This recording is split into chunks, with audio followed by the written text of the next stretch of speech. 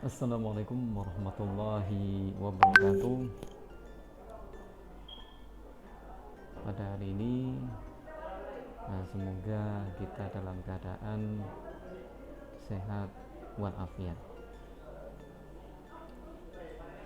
Pada kesempatan kali ini, ada tugas dari dosen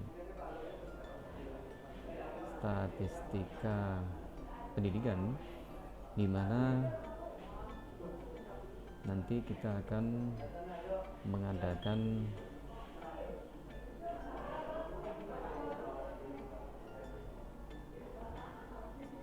uji normalitas dan uji parametrik MEN, Whitney-U, dan Kruskal-Wallis. Baik, kita kembali kepada data survei dari digital literasi mahasiswa Untan tahun 2022, di mana di sini respondennya adalah sekitar 127 responden wanita dan laki-laki. Baik, pertama kita akan melakukan uji normalitas data. Kita pilih menu analyze, kemudian deskriptif statistik, kemudian explore. Ini kita bersihkan dulu. Jadi kita tentukan variabel dependennya.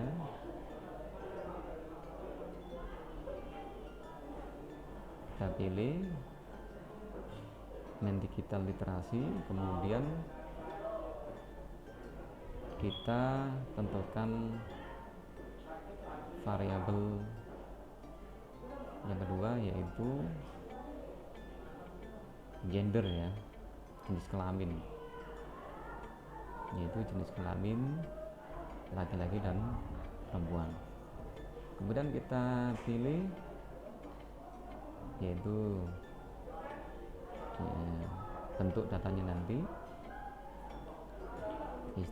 histogram, kita centang, kemudian stem and leaf juga kita centang. Yang tidak kalah pentingnya yaitu normality plot with test, ini kita centang. Kemudian kita continue. Hal ini sudah lengkap, kita okekan. Kita tunggu beberapa detik karena masih proses, ya. Nah, di sini sudah ada hasilnya. Yang pertama case processing summary-nya, kemudian deskriptifnya, kemudian di sini adalah yang kita cek nanti, ya, test of normality. Di sini bentuk histogramnya. Baik, kita perhatikan di sini hasil tesnya, tes normality-nya pada bagian Kolmogorov, Smirnov. Nah, di sini wanita ini 0,000 hasilnya.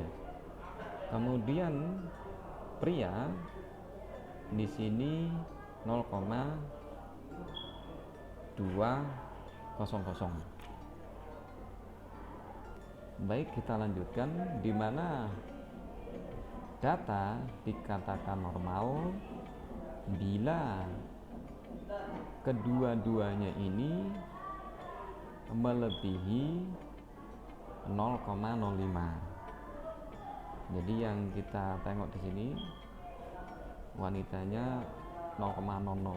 Nah, di sini distribusi datanya tidak normal. Jadi tidak lebih daripada standar minimumnya, yaitu 0,05. Kemudian yang pria 0,200, di mana lebih besar daripada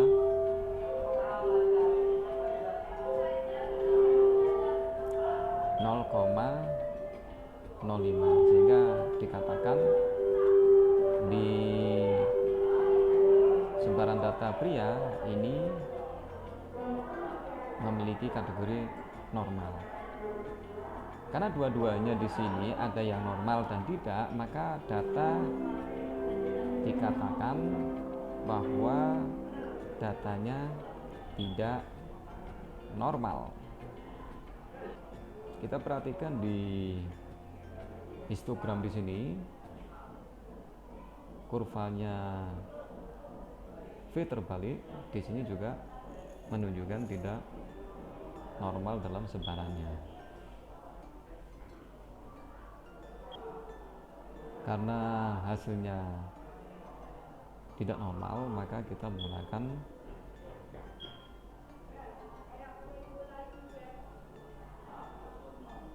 Mann-Whitney-U. Baik, langkahnya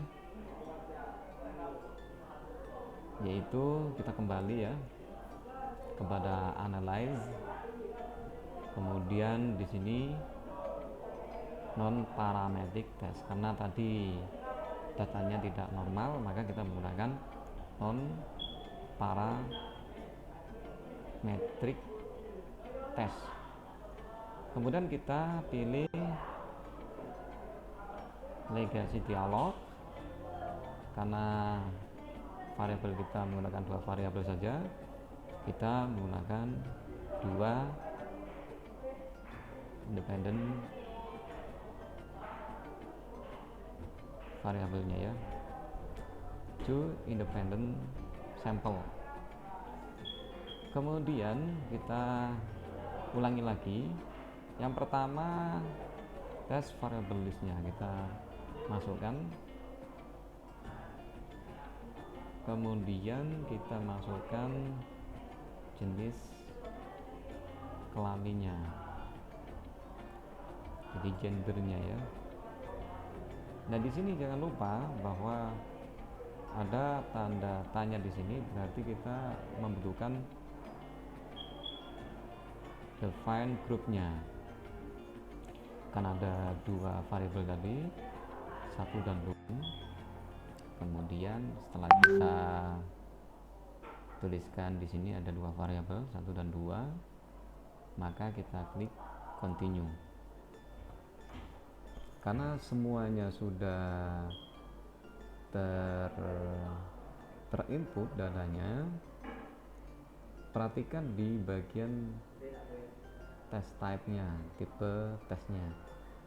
Kita memilih Mann-Whitney-U. Kita oke kan ya. Nah, di sini kita bisa melihat bahwa hasil dari tes Mann-Whitney-U adalah 1205,000.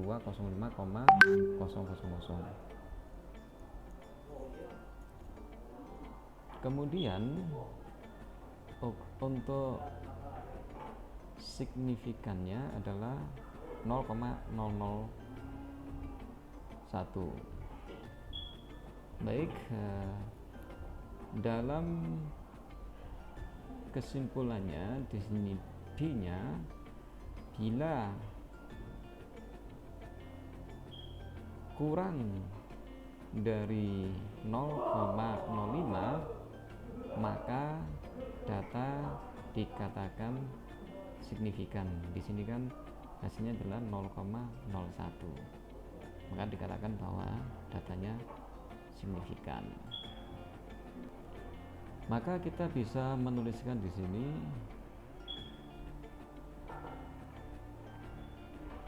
tadi hasil main Whitney nya 1205 1. Nah, ini datanya signifikan. Kemudian untuk melihat hasil medianya, kita kembali lagi ke normalitas data ya. Si normalitas data tadi sempat nggak tersimpan, ini kita ulangi lagi. Oke, kita masuk ke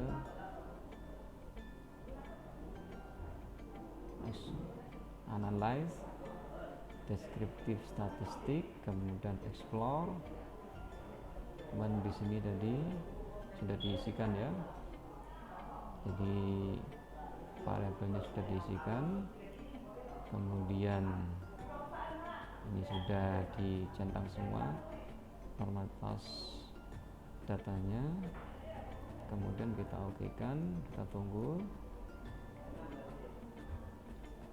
Maka kita tuliskan median untuk wanita 3,000 ya.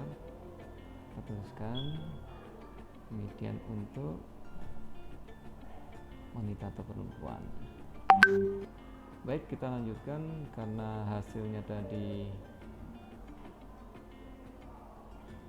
kita U-nya adalah 1205 dan P-nya 0,00, di mana ini kurang daripada 0,05, maka hasilnya dikatakan signifikan. Untuk mencari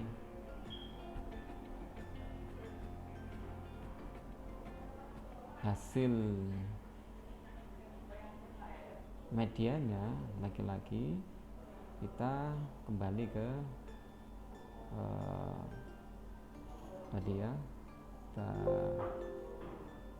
tutup dulu analyze, kemudian descriptive statistik, kemudian explore. Datanya tadi sudah tersimpan. Kita memilih normality plot with test, continue, oke.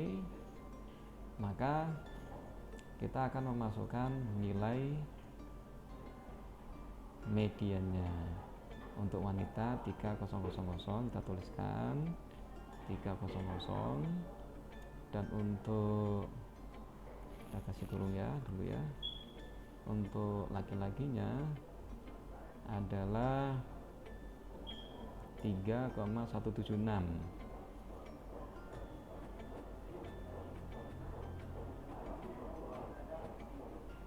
Oke, 176.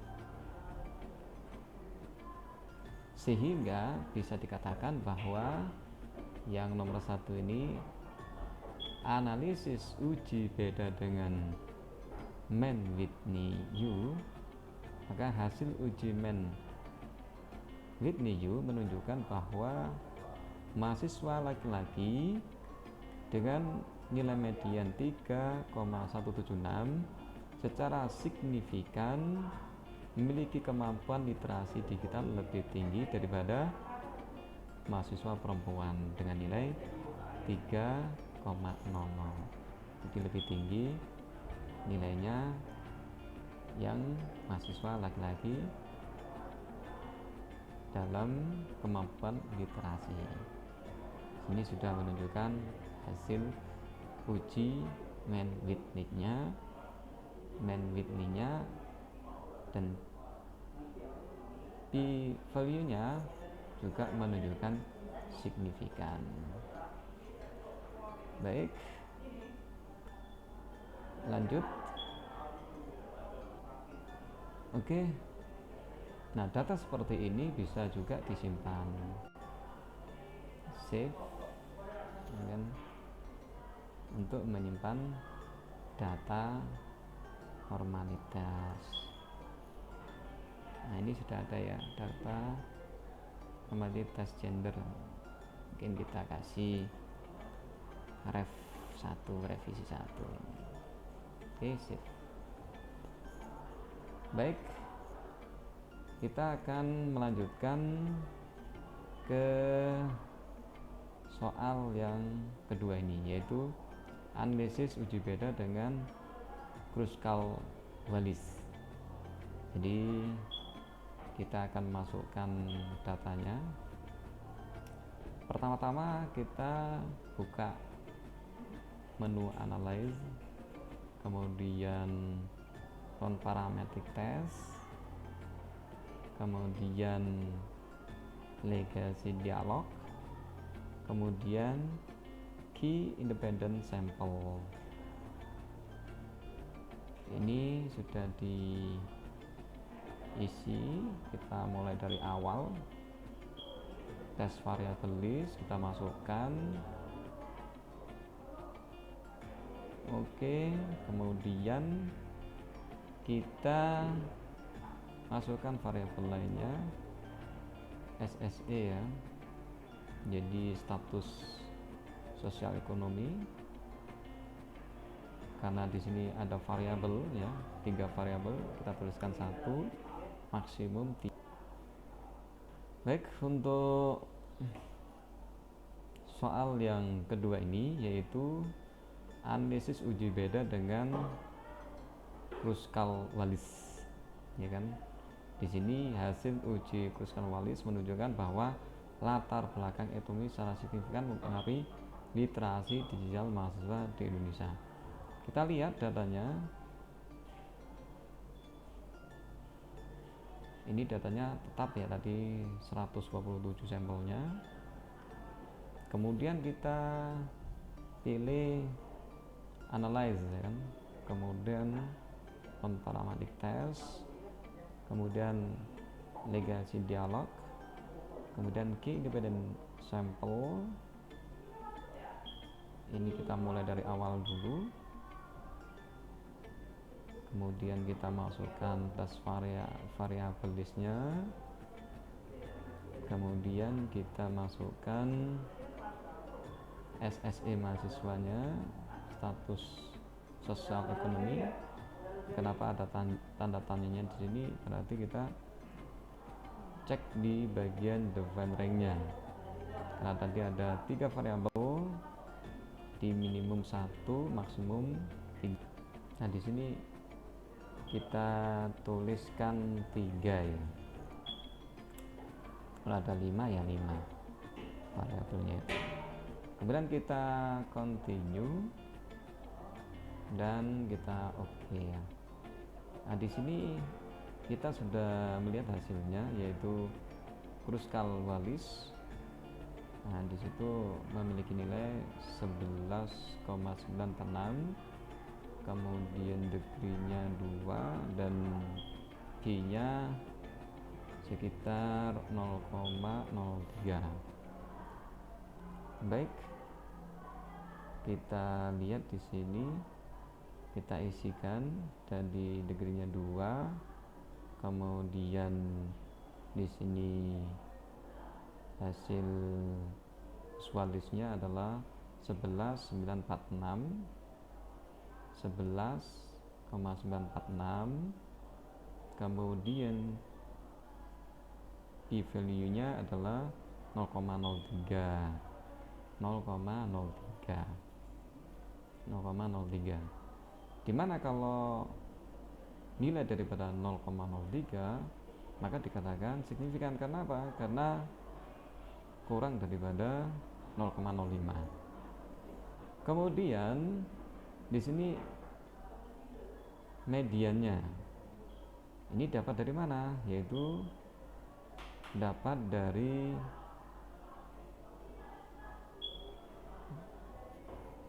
data yang di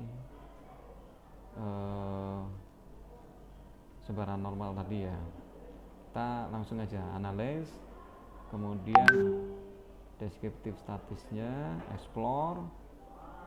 Nah, kemudian ini sudah ada ya, jadi yang ini yang kita ambil yang SSE ya.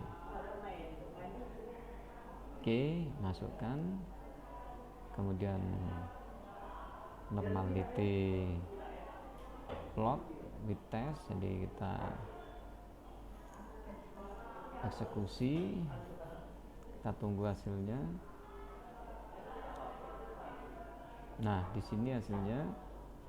Jadi di sini ada A, B, dan C, di mana A ini mampu, yang kedua B ini sedang, dan yang ketiga adalah prasejahtera. Di mana yang A ini itu medianya 3,264. Nah, kita tengok di sini 3,264. Kemudian yang sedang 3,176 ya. Ini sedang, mediannya 3,176. Kemudian sejahtera ya, prasejahtera ini 3,00.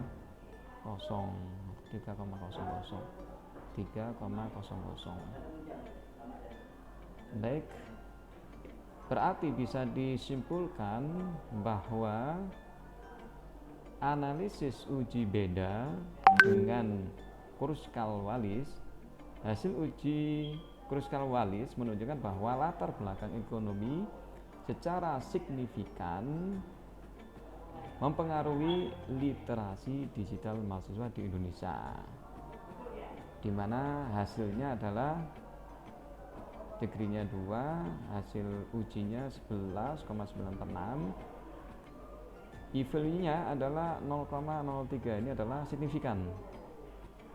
Kemudian mahasiswa yang berlatar belakang dari keluarga mampu, mediannya 3,264, dan sedang 3,76, lebih baik dalam literasi digital daripada dari mahasiswa yang berlatar belakang keluarga prasejahtera. Sehingga bisa dikatakan semakin dia memiliki kemampuan finansial yang baik, maka bisa dikatakan di sini digital literasinya juga baik. Maka dari laporan ini dan data yang sudah disajikan tadi sudah bisa terjawab bahwa analisis data dengan menggunakan Man, Whitney Yu, dan uji beta Kruskal-Wallis telah berhasil dilaksanakan. Demikian tugas dari statistika pendidikan, semoga dapat membuahkan suatu pencerahan khususnya bagi saya pribadi, dan semoga apabila ada kekurangan itu bisa mohon disampaikan untuk perbaikan saya selaku mahasiswa untuk kedepannya supaya tidak salah dalam menyusun tesis yang akan segera saya buat. Baik, sekian saya ucapkan, wabillahi taufiq wal hidayah. Assalamualaikum warahmatullahi wabarakatuh.